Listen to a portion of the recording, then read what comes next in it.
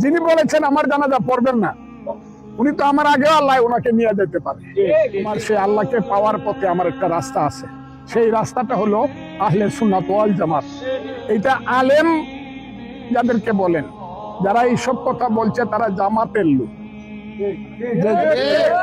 তারা জামাতের লোক। আলেম ওলামাকে আমি মাথার উপরে রাখি। হ্যাঁ, আর জানাজা পড়ানোর যে ব্যাপারটা তারা কি নির্দিষ্ট করে ফেলছে, যেমন বেহেশতে টিকিট দিয়ে দিয়েছিল ইলেকশনের আগে, তারা কি নির্দিষ্ট করে ফেলছে যে আমার আজকেই কবে মরণ হইব, নির্দিষ্ট করছে কিনা তারা? যিনি বলেছেন আমার জানাজা পড়বেন না, উনি তো আমার আগে আল্লাহ ওনাকে নিয়ে যেতে পারে, ওনার আগে নিয়ে যেতে পারে। তবে আমি একটা কথা বলি, আমার রাজনৈতিক ধর্ম যেটা আছে, যেটা চলছে, যার মাধ্যমে আমি এমপি হয়েছি, it is my political religion, political. কিন্তু আমার কিন্তু আধ্যাত্মিক রিলিজন এটা না। আমি আল্লাহ রসুলে বিশ্বাসী মানুষ, আমি কোরআনে বিশ্বাসী মানুষ।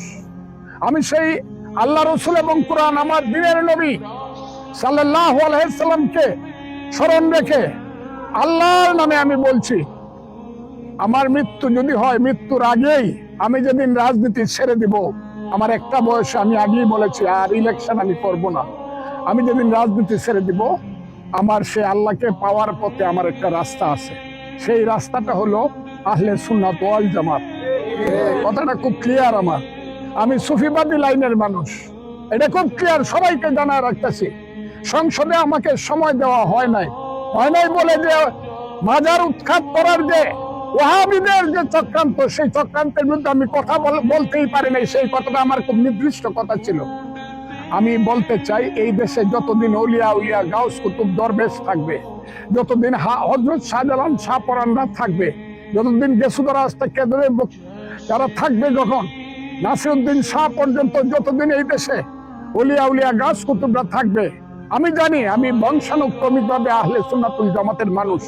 আমি তারাও জানে আমি তাদের লাইনের মানুষ, তাদের কাছ সাথে আমি আমার মৃত্যু পর্যন্ত থাকবো। কথাটা খুব বুঝবার চেষ্টা করি। আমি সুফিবাদী লাইনের মানুষ, কাজেই আমার জানাজা পড়ানোর জন্য, যদি আল্লাহ আমার জানাজার কপাল রাখা থাকে, আমার জানাজা পড়ানোর জন্য ওয়াহাবিরা লাগবে না, জামাতের ওয়াহাবিরা লাগবে না। আমার বহু পীর আউলিয়া গাউস কুতুব দরবেশ হুজুররা আছে, আমি বিশ্বাস করি আমার লাশ যেদিন তাদের সামনে রাখা হবে, জানাজা পড়ার আমার মানুষের অভাব হবে না, কারণ আমি হলাম আহলে সুন্নাতুল জামাতের লোক। এবং আপনারা এটা দেখতে পাচ্ছেন যে তারা আমার পক্ষে দাঁড়িয়েছে, আমি তাদের প্রতি খুবই কৃতজ্ঞ।